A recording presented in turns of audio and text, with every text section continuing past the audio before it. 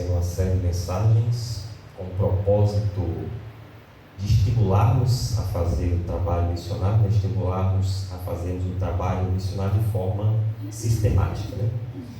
Então, os que estão aqui hoje, meu desejo é que possam estar na quarta, no sábado, né? Se assim Deus permitir. Aqueles que não puderem estar hoje, possam ser estimulados por vocês para estar, né? Nos próximos encontros. E os que não puderem estar hoje ou algum outro dia por alguma situação adversa, né? Estamos filmando para que depois possamos compartilhar, né? Então nós vamos basear a série de mensagens que estamos começando hoje, que tem por título geral Fonte de Vida Eterna, para os que viram o cartazinho lá no grupo, né? E será baseado no capítulo 4 de João. Boa parte desses versículos nós vamos analisar aqui. E a pergunta que nós precisamos refletir durante essa semana é: quem é Jesus para mim? Quem é Jesus para você? Então nós vamos pensar nisso durante essa semana. E para começarmos essas mensagens, a mensagem de hoje tem por título Um Homem. Então nós vamos considerar Jesus como homem. Nós vamos considerar dos versos 1 ao 15 do capítulo 4 de João. A primeira parte que nós vamos considerar aqui, Jesus enfrentando dificuldades, um homem que evita contendas. E a contenda que ele passa por aqui, nós vamos considerar dos versos 1 ao 15 do capítulo 4 de João. Então ele aqui passa por dificuldades já no começo do seu ministério. Os fariseus estavam se aproveitando dos ciúmes dos discípulos de João, por causa da grande popularidade que Jesus estava tendo naqueles dias, né? Qual era o objetivo dos fariseus? Era criar dissensão entre Jesus e os discípulos de João. Na verdade, João também, né? Então o esforço deles era para prejudicar o trabalho dos dois, tanto de Jesus como de João. João nessa época ainda pregava, ainda batizava pessoas, ele ainda estava exercendo o seu ministério, ele ainda não tinha sido preso. Então nós vemos aqui, pela experiência de Jesus, que nós, na hora de pregar o Evangelho, passamos por dificuldades. Eu não sei se vocês aqui já passaram por alguma dificuldade para pregar o Evangelho para alguém. Se vocês ainda não passaram, tenho certeza que um dia vocês ainda passarão, né? Então às vezes tem pessoas que têm ciúmes, talvez de algo que você faça, ou do que a nossa denominação faça, né? Às vezes tem alguém querendo causar empecilho na nossa obra. Eu me lembro da nossa igreja lá em Nova Cruz, no Rio Grande do Norte. Lá ela foi a primeira igreja adventista na cidade, durante muitos anos. E depois surgiram os adventistas lá, e quando viram, né, a nossa igreja lá, falaram assim: olha, eles têm uma igreja lá, tem um local próprio deles. Isso pode não ter causado inveja, ciúme, mas chamou a atenção, né? Porque eles são uma igreja que alcança facilmente pessoas, né? Crescem rapidamente. Então ter a nossa igreja lá e não ter a deles, isso chamou a atenção deles, né? Então às vezes algo que a gente faz chama a atenção das pessoas, né? Agora nós vemos aqui o motivo da dificuldade que Jesus estava passando. De acordo com o relato aí, o motivo era porque Jesus estava batizando por meio dos seus discípulos. Então esse era o motivo da dificuldade. Isso é citado aí no verso 2. Então Jesus aceitou pessoalmente o batismo das mãos de João Batista, e ele aprovou esse rito, dizendo que convinha cumprir toda a justiça, né? Então Jesus veio aqui para cumprir toda a justiça, para cumprir todo o plano da redenção. E os discípulos também batizavam pessoas com a sua direção, com a sua guia, né? Então, interessante, vocês já repararam que Jesus nunca batizou alguém? Vocês já repararam isso? Os discípulos batizavam, mas Jesus não batizava. Talvez Jesus fez isso para evitar que as pessoas pudessem dizer assim: eu fui batizado por Jesus, achar que era o maior, né? Achar que era o superior na igreja, achar que tinha méritos com relação a isso. Talvez ele pode não ter batizado as pessoas por causa disso. E com essa situação que ocorreu aí, então Jesus interrompeu por algum tempo o rito do batismo. Então passou um tempo sem batizar pessoas. Então essa era a motivação dessa dificuldade que houve aí dos ciúmes dos discípulos de João, né? Agora entramos aqui no ponto, se livrando da dificuldade. Jesus passou por essa dificuldade, o que ele fez? Ele saiu daquela região temporariamente, né? Então, para evitar conflito entre os discípulos de João e para evitar dificuldade com os fariseus, Jesus saiu daquela situação ali, né? Jesus não saiu dali porque estava desesperado, estava com medo, com pavor, não. Ele saiu por questão de prudência, né? Jesus é um ser prudente, então ele saiu dali por prudência para não manchar o seu trabalho. Interessante notar que para Jesus sair da Judéia para a Galiléia, precisava passar pela Samaria. Existia um problema muito sério entre os samaritanos e os judeus. Eles não se bicavam, né, como diz a história. Então, para chegar do outro lado, o que eles faziam? Eles davam uma volta enorme. Eles não queriam conversa nenhuma com os samaritanos. Então, Jesus não fez como os judeus, né? Ele passou pelas terras dos samaritanos, como nós vamos ver aqui no relato. Então, meio às dificuldades que nós passamos na hora de pregar o Evangelho, a gente não pode ficar preso às dificuldades. Precisamos ter estratégias. Jesus teve a estratégia de sair daquela situação, né?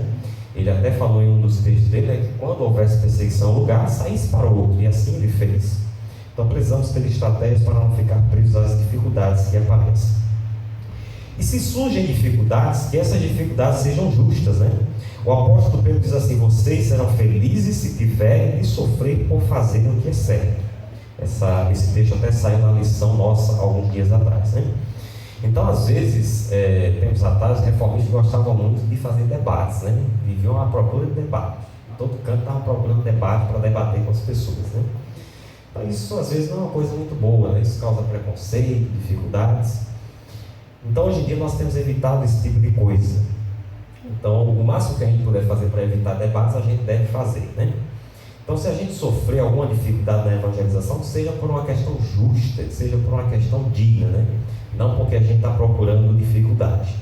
E Jesus aqui não estava procurando dificuldade com ninguém. A dificuldade surgiu pelos outros, né?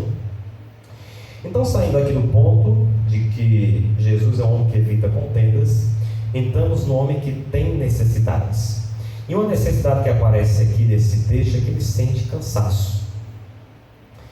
Se existe um local para os arqueólogos que é identificado com mais certeza que Jesus esteve por ali, foi aquele poço em que Jesus esteve conversando com a mulher samaritana. Então esse poço, de acordo com os arqueólogos, existe até os dias de hoje, e daquele poço ali é tirado água para aguar o jardim de um mosteiro que fica perto do Monte Gerizim.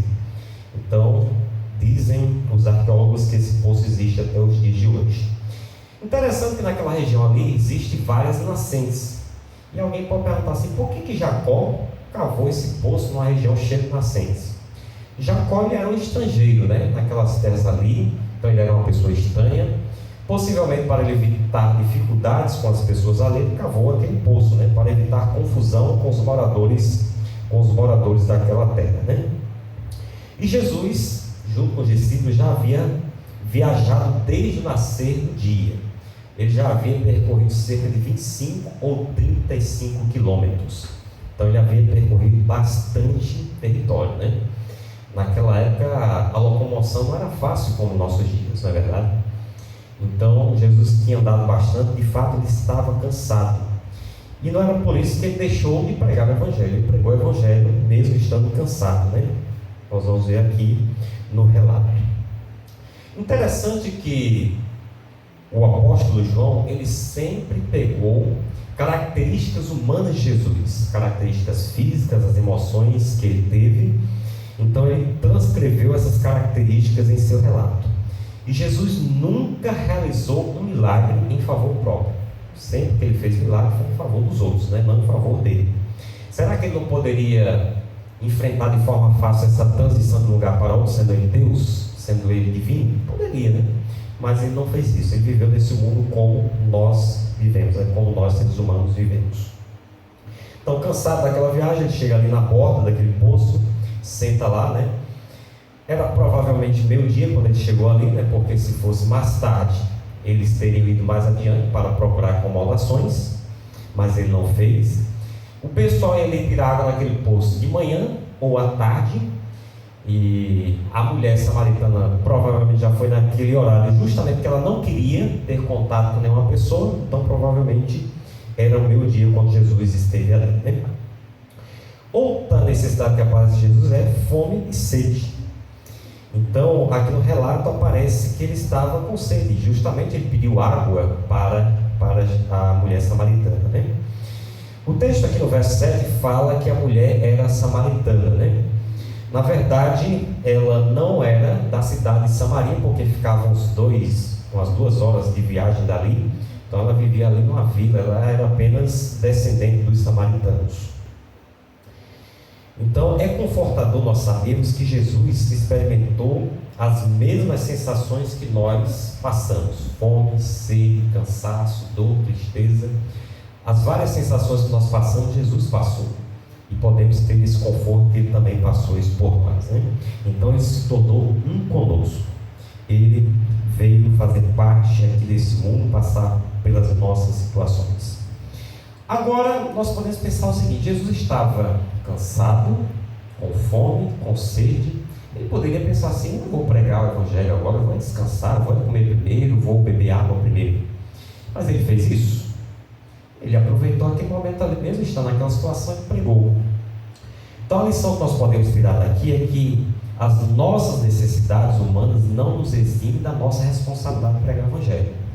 Às vezes a gente pensa: estou cansado, estou sem tempo, estou sem isso, sem aquilo, aí não quer pregar, não quer falar de Deus para as pessoas. As nossas situações humanas não podem nos eximir de pregar a palavra de Deus. Saindo aqui do ponto de Jesus, um homem que tem necessidades, nós entramos aqui no homem que oferece algo melhor. E ele chama a atenção daquela mulher para algo melhor. Ele começa aqui a sua obra, de fato, chamando a atenção daquela mulher para que ela tivesse desejo por algo melhor que ele estava a oferecer. E esse melhor que ele estava oferecendo aqui era a água da vida, simbolicamente, né? Metaforicamente.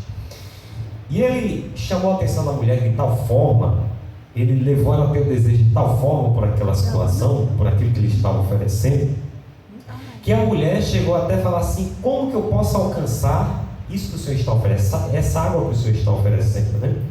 Então Jesus despertou o interesse daquela mulher, e ela queria saber onde tinha aquela água, onde ela alcançaria aquela água. Nós sabemos que existia um ódio terrível de judeus para com os samaritanos, então eles evitavam contato qualquer de uns para com os outros, né? Parecia que a pessoa tinha lepra, passava a distância. E o pedido de Jesus para aquela mulher foi surpreendente. Ela ficou surpresa, ela achou muito estranho aquele pedido. O que poderia ser mais estranho do que o judeu pedir água para ela? Para ela não poderia existir coisa mais estranha, né? Então Jesus pediu água para aquela mulher. Então, na nossa obra de pregar o evangelho, nós precisamos chamar a atenção das pessoas para o algo melhor que temos a oferecer. E Jesus era muito bom nisso. Nós vemos ali que ele usava ilustrações, ele era muito didático, né? Ele usava parábolas, ele utilizava situações do dia a dia, situações comuns do dia a dia, situação do momento. Então Jesus fazia isso, né? Então precisamos fazer isso, usar meios para chamar a atenção das pessoas para o evangelho eterno, para despertar o interesse das pessoas na palavra de Deus, na verdade que nós temos para apresentar. E aqui nós vemos Jesus apresentando o melhor para aquela mulher. No verso 10, Jesus fala do dom de Deus, e ele se apresenta como o dom de Deus para aquela mulher, né? Jesus, a princípio, parecia apenas um viajante cansado, um viajante com sede, mas ele era uma pessoa que tinha algo mais para apresentar para aquela mulher. Ele tinha coisas a mais para apresentar para aquela mulher que ela não poderia compreender a princípio. Então havia algo mais misterioso para apresentar para aquela mulher. E ele apresentou, ele sendo o dom de Deus para aquela mulher. Ele não era apenas um judeu, ele não era apenas um homem qualquer, ele era o dom de Deus na presença daquela mulher. Então Jesus estava prestes a se apresentar como Messias para aquela mulher, e sua proposta envolvia mais do que transparecia a princípio. Então Jesus estava ali, em outras palavras, dizendo para aquela mulher o seguinte: olha, você pode satisfazer a minha sede física, mas eu posso satisfazer a sua sede espiritual. Então Jesus tinha algo melhor para apresentar para aquela mulher. E quando Jesus fala aqui da água da vida, de que ele daria uma água da vida para ela, então o texto quer dizer o seguinte: a água que dá vida, uma água que se refere a ele mesmo.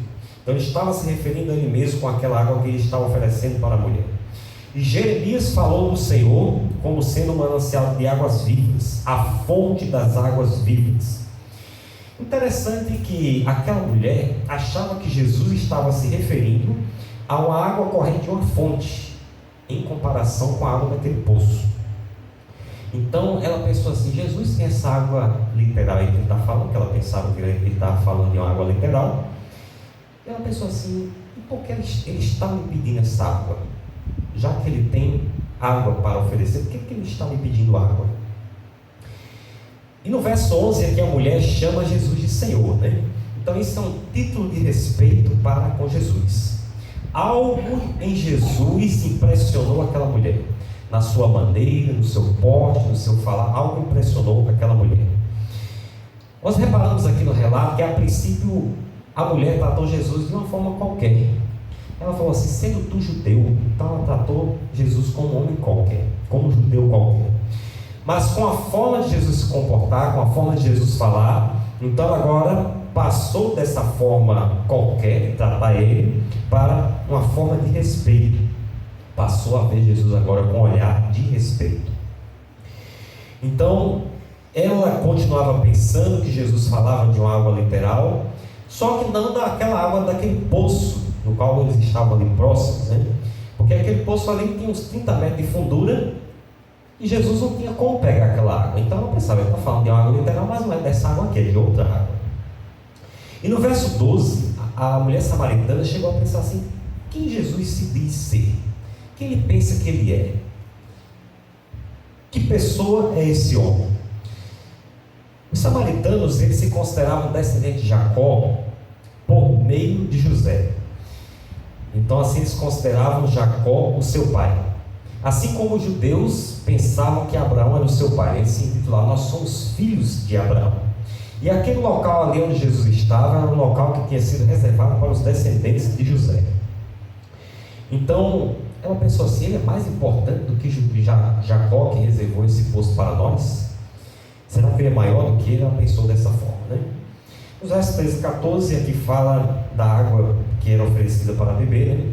Então o texto quer dizer assim: aquele que vier a beber uma vez, o único gole daquela água ali satisfaria a sede permanentemente. Então existe aqui um nítido contraste que Jesus apresenta entre a água que ele está oferecendo e aquela água daquele poço. Então no original grego, a frase que aparece lá é assim: não mais terá sede pelas eras adentro. Então a frase aqui ela é mais enfática do que a nossa tradução em português. Apresenta que ela beberia daquela água, uma água que satisfaria a sede de forma eterna. Uma satisfação que as coisas deste mundo não podem satisfazer. Somente essa água poderia satisfazer a sede daquela mulher. E o resultado seria uma existência sem fim. Então aqui nós vemos que Jesus se apresentou como um ser diferente. Ele não é um homem comum. O Evangelho proporciona a nós sermos pessoas diferentes na sociedade. Onde nós vamos, podemos nos apresentar como pessoas diferentes para as pessoas. Nós não somos uma pessoa qualquer. Nós não somos mais um na sociedade. Onde nós chegamos, precisamos apresentar a diferença. Esse Jesus que faz parte de nossa vida. E assim, Jesus, onde passava, onde ele estava, ele apresentava a diferença. E aqui nós vemos agora ele sendo aceito como o melhor. Aquela mulher não compreendeu de forma clara do que Jesus estava falando, mas ela decidiu de forma imediata. Ela aceitou de forma imediata o que Jesus estava oferecendo. Então, com a pequena noção do que Jesus estava apresentando, ela respondeu de forma pronta que ela queria daquela água. Então ela continuou, mesmo depois de aceitar, ela continuou pensando que Jesus estava falando de uma água literal. Só que ela pensou o seguinte: que ela não precisaria mais dar viagens diárias para buscar aquela água. Ela achava que aquela água era só para ela. Ela pensava que o marido dela precisaria ir lá buscar, ou ela precisaria buscar para o marido dela. Então, no verso 16, quando Jesus fala para ela buscar o marido e ir até lá, ela imaginava que ele precisaria continuar buscando daquela água, né? Então, ela aceitou de forma imediata o oferecimento de Cristo, mas sem entender de forma completa. Aqui nós entendemos o seguinte por meio desse relato. Muitas vezes aparecem pessoas que entram em contato conosco e ela apresenta uma disposição rápida, uma disposição muito rápida de querer fazer parte da nossa igreja, de querer aceitar o Evangelho. Fala assim: a partir de agora eu quero visitar a sua igreja, eu quero fazer parte da sua igreja, quero me batizar. Mas ela não sabe o que significa ser membro da nossa igreja. Ela acha que é algo muito fácil, como nas outras igrejas, né? E às vezes você está pregando a palavra para uma pessoa, você está falando uma coisa e a pessoa está entendendo outra. Então precisamos ter paciência na hora de pregar o Evangelho para as pessoas, porque é um progresso, é um passo a passo até ela poder aceitar a Cristo de fato, para que ela possa de fato fazer parte do povo de Deus. Então, irmãos, nós vemos aqui Jesus como um homem que evitava contendas, um homem que tem necessidades, um homem que oferece algo melhor. E nós vimos aqui qual era a dificuldade que Jesus estava passando. E vamos aplicar aqui para nós. Qual a dificuldade que você tem para pregar o Evangelho? Será que é vergonha? Será que é timidez? Será que é falta de tempo? Qual a dificuldade que você enfrenta para pregar o Evangelho? E qual a raiz desse problema? Qual o motivo desse problema? Será que você já passou a pensar qual a motivação? E você já teve alguma estratégia para resolver a situação? Já teve estratégia? Já pense em ter para resolver o problema?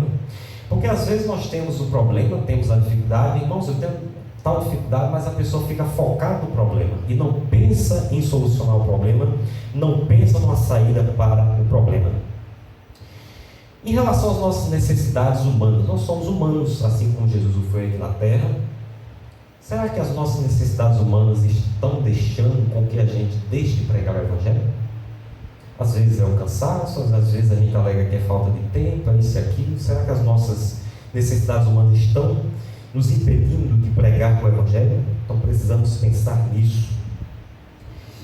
E nós, sendo pessoas que conhecemos o Evangelho de Cristo, estamos chamando a atenção de fato das pessoas para aceitar esse Evangelho, estamos chamando a atenção das pessoas para que elas possam conhecer esse Evangelho, estamos apresentando algo melhor para as pessoas por meio da nossa vida. E será que na nossa forma de apresentar estamos levando as pessoas a se entregar a Cristo? Então são algumas reflexões que nós precisamos tirar, que precisamos levar essa noite para o nosso lar. Então que Deus venha nos ajudar para que possamos pregar o Evangelho assim como Ele o pregou. Amém. Vamos cantar o hino número 100.